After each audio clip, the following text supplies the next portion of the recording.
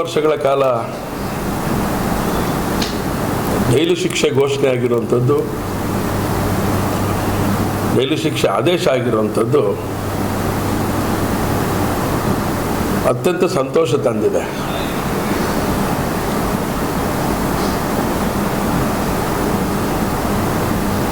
NIA ತಂಡಕ್ಕೆ ವಿಶೇಷವಾಗಿ ನಾನು ಹಾರ್ದಿಕವಾದಂಥ ಅಭಿನಂದನೆಗಳನ್ನು, ಕೃತಜ್ಞತೆಗಳನ್ನು ಸಮರ್ಪಣೆ ಮಾಡ್ತೇನೆ. ನ್ಯಾಯಾಧೀಶರಿಗೂ ಕೂಡ ರಾಜ್ಯದ ಜನತೆಯ ಪರವಾಗಿ ಹಾರ್ದಿಕವಾದಂಥ ಅಭಿನಂದನೆಗಳನ್ನು, ಕೃತಜ್ಞತೆಗಳನ್ನು ಕೂಡ ನಾನು ಸಲ್ಲಿಸ್ತೇನೆ. ಯಾಕೆ ಅಂತ ಹೇಳಿದ್ರೆ, ನವೆಂಬರ್ ತಿಂಗಳಲ್ಲಿ 2022ರಲ್ಲಿ ನಡೆದಂಥ ಕುಕ್ಕರ್ ಬಾಂಬ್ ಸ್ಫೋಟಕ್ಕೆ ಸಂಬಂಧಪಟ್ಟಂತೆ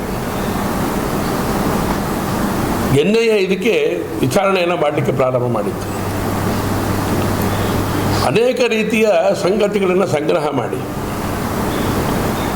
ಅವರ ಚಲನವಲನಗಳೆಲ್ಲ ಗಮನಿಸಿ ಅವರಿಗೆ ಯಾರು ಶಕ್ತಿಯನ್ನು ಕೊಟ್ಟಿದ್ದಾರೆ ಅದಕ್ಕೆ ಪೂರಕವಾದಂಥ ದಾಖಲಾತಿಗಳನ್ನು ಸಂಗ್ರಹ ಮಾಡಿ ಅವರಿಗೆ ಇವತ್ತು ಶಿಕ್ಷೆಗೆ ಒಳಪಡಿಸಿರುವಂಥದ್ದು ನಿಜವಾಗ್ಲೂ ಈ ದೇಶದ ಒಂದು ಭಯೋತ್ಪಾದಕತೆಯ ಸರ್ವನಾಶಕ್ಕೆ NIA ನಾಂದಿ ಆಡಿದೆ ಅಂತ ನಾನಂತೂ ಭಾವಿಸ್ತೇನೆ. ಈ ಥರದ ಅನೇಕ ಕೃತ್ಯಗಳನ್ನು ಯಾರು ಮಾಡಿದ್ದಾರೆ ಅವರಿಗೆ ಈ ರೀತಿಯ ಶಿಕ್ಷೆ ಕೊಡಿಸೋಂಥ ಕೆಲಸವನ್ನು NIA ತಂಡ ಮಾಡಿದೆ. ಇಲ್ಲಿ ನಾವು ಇನ್ನೊಂದು ಸ್ವಲ್ಪ ಗಂಭೀರವಾಗಿ ಯೋಚನೆ ಮಾಡಬೇಕಾದ ಸಂಗತಿ ಅಂದರೆ, ಶಾರೀಕ್ ಅಂತ ಹೇಳಿದ ತಕ್ಷಣ ನನಗೆ ನೆನಪಾಗುವಂಥದ್ದು ಕುಕ್ಕರಿನ ಜೊತೆಗೆ ನೆನಪಾಗೋದು ಶಿವಮೊಗ್ಗ ತುಂಗಾ ನದಿ. ಅವನು ತೀರ್ಥಹಳ್ಳಿ, ಅವನು ಶಿವಮೊಗ್ಗದ ಒಟ್ಟು ಪರಿಸ್ಥಿತಿಯನ್ನು ಅರ್ಥ ಮಾಡಿಕೊಂಡ್ರೆ ಹೇಗೆ ಶಿವಮೊಗ್ಗ ಸೂಕ್ಷ್ಮ ಅಂಥೇಳಿ ನಾವು ಬಹಳಷ್ಟು ವರ್ಷಗಳಿಂದ ಹೇಳ್ತಾ ಇದ್ವಿ. ಶಿವಮೊಗ್ಗ ಸೂಕ್ಷ್ಮ ಇದೆ. ವಿಶೇಷವಾಗಿ ರಕ್ಷಣಾ ಇಲಾಖೆ ಇದನ್ನು ಗಂಭೀರವಾಗಿ ತಗೊಳ್ಬೇಕಾಗತ್ತೆ.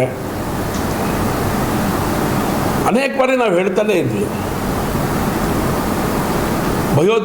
ಭಯೋತ್ಪಾದಕತೆಯ ಕೃತ್ಯಕ್ಕೆ ಶಿವಮೊಗ್ಗ ಎಲ್ಲೋ ಒಂದು ಕಡೆಗೆ ಸ್ವರ್ಗ ಆಗ್ಬಿಟ್ಟಿದೆಯಾ ಅಂಥೇಳಿ, ನಕ್ಸಲರಿಗೆ ಶಿವಮೊಗ್ಗ ನಗರ ಸ್ವರ್ಗ ಅಂಥೇಳಿ ಅನೇಕ ಸಂದರ್ಭದಲ್ಲಿ ಚರ್ಚೆ ಮಾಡಿದ್ದೀವಿ. ಉಲ್ಲೇಖ ಮಾಡಿದಾಗ ನಮಗೆ ಹೇಳ್ತಾ ಇದ್ರು, ನೀವು ಕೋಮುವಾದಿಗಳಾಗಿ ವರ್ತನೆ ಮಾಡ್ತಾ ಇದ್ದೀರಿ, ಹಾಗಾಗಿ ಈ ಥರದ ಚರ್ಚೆಗಳನ್ನು ನೀವು ಮಾಡ್ತೀರಿ ಅಂತೇಳಿ ನಮ್ಮ ಮೇಲೆ ಬೀಳ್ತಾ ಇದ್ರು. ಈಗ ನ್ಯಾಯಾಲಯಗಳು ಸ್ಪಷ್ಟ ಆದೇಶ ಕೊಟ್ಟಿದೆ. ಶಿವಮೊಗ್ಗದಲ್ಲಿರೋಂಥ ಅನೇಕ ವ್ಯಕ್ತಿಗಳು ಈ ರೀತಿಯ ಭಯೋತ್ಪಾದಕತೆಯ ಕೃತ್ಯಕ್ಕೆ ಶಕ್ತಿ ಕೊಡ್ತಾ ಇರೋವಂಥದ್ದು ನಾವು ಇವತ್ತು ಸಾಬೀತಾಗಿರುವಂಥದ್ದು ನೋಡಿದ್ದೇವೆ.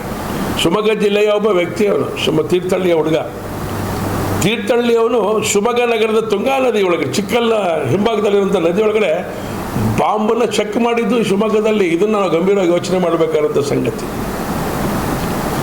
ಸೊ ಹಾಗಾಗಿ ಈಗ ನಮ್ಮದು ಜವಾಬ್ದಾರಿ ಜಾಸ್ತಿ ಅಂತೇಳಿ ನಾನು ಭಾವಿಸ್ತೇನೆ. ಮೊನ್ನೆ ಸಂಕೇತನ ಕೊಲೆ ಆಯಿತು. ಸಂಕೇತನ ಕೊಲೆ ಆದಂಥ ಸಂದರ್ಭದೊಳಗೆ ಯೋಚನೆ ಮಾಡಬೇಕಾದಂಥ ಸಂಗತಿಯನ್ನು ನಾನೀಗ ಸೆಷನಲ್ಲೂ ಕೂಡ ಚರ್ಚೆ ಮಾಡಿದ್ದೇನೆ. ಅಪ್ರಾಪ್ತರನ್ನ ಗಮನದಲ್ಲಿ ಇಟ್ಕೊಂಡು ಆ ಹುಡುಗರ ಮೂಲಕ ಅನೇಕ ಕೃತ್ಯಗಳಿಗೆ ಕೈ ಹಾಕಿರುವಂಥದ್ದು ಇದು ಕೂಡ ಶಿವಮೊಗ್ಗದ ಇತಿಹಾಸ. ಇದು ಡೇಂಜರ್, ಇದು ಬಹಳ ಡೇಂಜರ್. ಎಚ್ಚರಿಕೆಗಳನ್ನು ತಗೊಳ್ಬೇಕಾಗಿರೋಂಥದ್ದು ರಕ್ಷಣಾ ಇಲಾಖೆಯ ಜವಾಬ್ದಾರಿ ಇನ್ನಷ್ಟು ಜಾಸ್ತಿ ಆಗಿದೆ. ಹಾಗಾಗಿ ಈ ಆತಂಕವನ್ನು ಯಾಕೆ ಪಡಬೇಕಾಗತ್ತೆ ಅಂತ ಹೇಳಿದ್ರೆ, ಶಾರೀಕ್ ಒಳಗಡೆ ಇದ್ದಾನೆ, ಶಾರೀಕ್ ಜೈಲಲ್ಲಿದ್ದಾನೆ, ಆದರೆ ಇಲ್ಲಿ ಅನೇಕ ಕೃತ್ಯಗಳು ನಡೀತಾನೇ ಇದೆ, ಯಾವುದು ನಿಲ್ಲಿಲ್ಲ. ಹಾಗಾಗಿ ಈ ಸಂದರ್ಭದಲ್ಲಿ ಇದನ್ನು ಗಮನದಲ್ಲಿಟ್ಟುಕೊಂಡು ನಾವು ಯೋಚನೆ ಮಾಡಬೇಕಾದಂಥ ಬಹಳ ಅವಶ್ಯಕತೆ ಇದೆ, ಅಗತ್ಯ ಇದೆ ಅನ್ನೋಂಥ ಸಂಗತಿಯನ್ನು ಈ ಸಂದರ್ಭದಲ್ಲಿ ಹೇಳಲಿಕ್ಕೆ ಇಷ್ಟಪಡ್ತೇನೆ. ರಾಜಕೀಯವಾಗಿ ನಾವು ಅನೇಕ ಸಂದರ್ಭದೊಳಗಡೆ ಅನೇಕ ರೀತಿಯ ಸಂಗತಿಗಳು ಚರ್ಚೆ ನಡೆಯುತ್ತೆ. ಆದರೆ ದೇಶಕ್ಕೆ ಸಂಬಂಧಪಟ್ಟಂಥ ಸಂಗತಿ ಒಳಗಡೆ ಕುಕ್ಕರ್ ಬಾಂಬ್ ಬ್ಲಾಸ್ಟ್ ಆದಂಥ ಸಂದರ್ಭದೊಳಗಡೆ ಕಾಂಗ್ರೆಸ್ ನಡ್ಕೊಂಡಂಥ ರೀತಿ ಇದೆಯಲ್ಲ, ಇದು ನಮಗೆ ಭಯದ ವಾತಾವರಣ ಸೃಷ್ಟಿ ಮಾಡ್ತಾ ಇರೋದು. ಇವತ್ತು ಕಾಂಗ್ರೆಸ್ ಏನು ಹೇಳ್ತವತ್ತು, ಅವತ್ತು ನಮಗೆ ಬುದ್ಧಿ ಕಡಿಮೆ ಇದೆ ಅನ್ನೋಂಥ ಮಾತನ್ನು ಹೇಳಿದ್ರು. ಎಲ್ಲದರಲ್ಲೂ ಇವರು ಬರೀ ಇದನ್ನೇ ಹುಡುಕ್ತಾರೆ ಅಂತ ಹೇಳಿದ್ರು. ಯಾವ ಕುಕ್ಕರ್ ಬ್ಲಾಸ್ಟ್ ಒಳಗಡೆ ಇದು ಭಯೋತ್ಪಾದಕ ಕೃತ್ಯ ಅಡಗಿದೆ ಅಂತ ನಾವು ಹೇಳಿದ್ರೆ ಅವರನ್ನು ಬ್ರದರ್ಸ್ ಅಂತ ಒಪ್ಕೊಂಡು ಮತ್ತು ವಾಪಸ್ಸು ಪರಿಸ್ಥಿತಿಯನ್ನು ಬೇರೆ ರೀತಿಗೆ ತೊಗೊಂಡು ಹೋದ್ರು. ಆದರೆ ಇವತ್ತೇನು ಹೇಳುತ್ತೆ ಕಾಂಗ್ರೆಸ್, ನೀವು ಯಾರಿಗೆ ಶಕ್ತಿ ಕೊಟ್ಟಿದ್ರಿ? ಹಾಗಾದರೆ ಯಾರನ್ನು ತಪ್ಪಿಕೊಂಡ್ರಿ ನೀವು? ಯಾರನ್ನ ಬ್ರದರ್ಸ್ ಅಂತ ಕರೆದ್ರಿ ನೀವು? ಕಾಂಗ್ರೆಸ್ಸಿನ ಮಾನಸಿಕತೆನೇ ಇವತ್ತು ನಮಗೆ ಭಯದ ವಾತಾವರಣ ಸೃಷ್ಟಿ ಮಾಡುವಂಥ ಸ್ಥಿತಿ ಇವತ್ತು ನಮಗೆಲ್ಲೋ ಒಂದು ಕಡೆಗೆ ಆತಂಕ ಸೃಷ್ಟಿಯಾಗಿರುವಂಥದ್ದು. ಕಾಂಗ್ರೆಸ್ ಅಂದರೆ ಏನಾಗಾದ್ರೆ ಸ್ವಾತಂತ್ರ್ಯಕ್ಕೋಸ್ಕರ ಹೋರಾಟ ಮಾಡಿರುವಂಥ ಕಾಂಗ್ರೆಸ್ ಅಂತ ಹೇಳ್ತೀರಿ ನೀವು. ಅದೇ ಇದೇ ಯಾರು 10 ವರ್ಷಗಳ ಕಾಲ ಜೈಲಿಗೆ ಹೋಗಬೇಕು ಅಂತೇಳಿ ಆದೇಶ ಮಾಡಿದೆ ನ್ಯಾಯಾಲಯ, ಅವನನ್ನು ನೀವು ಬ್ರದರ್ ಅಂತ ಕರೆದವ್ರು ನೀವು. ಹೇಗಿದೆ ನಿಮ್ಮ ಆಟಿಟ್ಯೂಡ್? ಇದು ನಮ್ಮದು ಗಂಭೀರವಾದಂಥ ಪ್ರಶ್ನೆ. ಇದಕ್ಕೆ ಇವತ್ತು ಕಾಂಗ್ರೆಸ್ ಈ ರಾಜ್ಯಕ್ಕೆ, ಈ ದೇಶಕ್ಕೆ ಉತ್ತರವನ್ನು ಕೊಡಬೇಕಾಗಿದೆ. ಹೇಳಬೇಕು ಇವತ್ತು. ಅವತ್ತು ಹೇಳಿದಂಥ ಸಂಗತಿ ನಿಮ್ಮದು ಕುಕ್ಕರ್ ಬಾಂಬ್ ಬ್ಲಾಸ್ಟಿಗೆ ಸಂಬಂಧಪಟ್ಟಂತೆ ನಿಮ್ಮದು ರಿಯಾಕ್ಷನ್ಗಳಲ್ಲಿ ಯೋಚನೆ ಮಾಡಿದಾಗ ಇವತ್ತೇನಾರು ಹೇಳಬೇಕಲ್ಲ ನೀವು. ಜನರಿಗೆ ದಿಕ್ಕು ತಪ್ಪಿಸೋ ಕೆಲಸವನ್ನು ನೀವು ಮಾಡ್ತೀರಿ. ನಾವು ಯಾವುದನ್ನು ವೇಗ ಹೇಳೋದೇ ಇಲ್ಲ. ಭಾರತೀಯ ಜನತಾ ಪಾರ್ಟಿಯ ನೇತೃತ್ವ ನಾವು ಅವತ್ತು ಹೇಳಿದ್ದೇವೆ, ಇವತ್ತು ಹೇಳಿದ್ದೇವೆ. ಶಿವಮೊಗ್ಗ ಸೂಕ್ಷ್ಮ. ಯಾಕೆಂದ್ರೆ ಏನೂ ಇಲ್ಲದೆ ಇರೋ ದಿನಗಳಲ್ಲಿ ಶಿವಮೊಗ್ಗ ದುಷ್ಟರ ಕೂಟಕ್ಕೆ ಆಹುತಿಯಾಗಿದ್ದು ನಾವು ಗಮನಿಸಿದ್ದೇವೆ. ನಾವು ಹುಟ್ಟೇ ಇರಲಿಲ್ಲ, ಸ್ವಾತಂತ್ರ್ಯನೇ ಬಂದಿರಲಿಲ್ಲ. ಶಿವಮೊಗ್ಗದ ಇತಿಹಾಸ ಸ್ವಲ್ಪ ಹುಡುಕ್ಬೇಕಲ್ಲ ನಾವು. 33 ಒಳಗಡೆ ದಂಗೆ ಆಗಿತ್ತು ಶಿವಮೊಗ್ಗದಲ್ಲಿ. ಹೀಗೆಲ್ಲ ಎಲ್ಲ ಸಂಗತಿಗಳು ಇದೆ ಅಂತ ಹೇಳಿದ್ರು ಕೂಡ ಅನೇಕ ಹಿಂದೂಗಳಿಗೆ ಮರ್ಡರ್ ಆಗಿತ್ತು. ವೈಚಾರಿಕ ಸಿದ್ಧಾಂತಕ್ಕೆ ಸಂಬಂಧಪಟ್ಟಂತೆ ವಿರೋಧಗಳೆಲ್ಲ ಮಾಡುವಂಥ ವ್ಯವಸ್ಥೆ ಶಿವಮೊಗ್ಗದಲ್ಲಿ ಅಡಗಿದೆ ಅಂತ ಆದರೆ ಇದನ್ನು ಗಂಭೀರವಾಗಿ ತಗೊಳ್ಳಿ. ಅವತ್ತು ಹೇಳಿದ್ದೇವೆ, ಇವತ್ತು ಹೇಳ್ತಾ ಇದ್ದೇವೆ. ದೇವರು ದೊಡ್ಡವನು ನಮಗೆ. ಅನೇಕರು ಹರ್ಷನ ಕೊಲೆ ಆದಾಗ ಅನೇಕರು ಸಿಕ್ಕರು. ಒಬ್ಬ ಮಾರ್ವಾಡಿಯ ಒಬ್ಬ ವ್ಯಕ್ತಿಗೆ ಚಾಕು ಹಾಕಿದಾಗ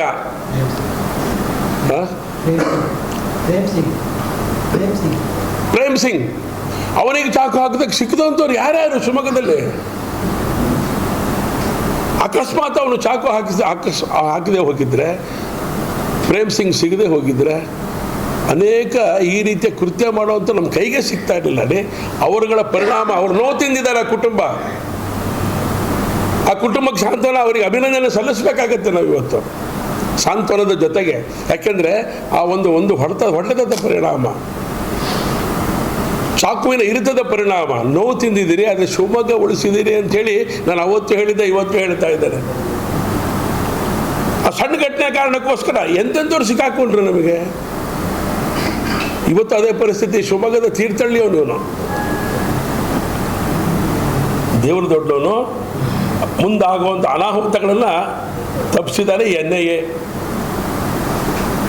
NIA ತಂಡಕ್ಕೆ ನಾವು ಎಷ್ಟು ಋಣಿಯಾಗಿದ್ರು ಸಾಲದು ಶಿವಮೊಗ್ಗದ ಜನತೆ, ರಾಜ್ಯದ ಜನತೆ ಅಂತ ನನಗನ್ಸಿರುವಂಥದ್ದು. ಹಾಗಾಗಿ ನಾವು ಯಾವಾಗ ಏನು ಹೇಳಿದ್ರು, ನಾವು ಬೇರೆ ಏನೋ ಅವ್ರ ಸುಮ್ಮನೆ ಏನೋ ಹೇಳ್ತೀವಿ ಅಂತ ನಾವು ಯಾವತ್ತೂ ಹೇಳಿಲ್ಲ, ಹೇಳೋದು ಇಲ್ಲ. ಸತ್ಯ ಸಂಗತಿಯನ್ನು ಮಾತ್ರ ನಾವು ಹೇಳ್ತೇವೆ ಅನ್ನೋಂಥ ಮಾತನ್ನು ಈ ಸಂದರ್ಭ ನಾನು ಹೇಳಲಿಕ್ಕೆ ಇಷ್ಟಪಡ್ತೇನೆ.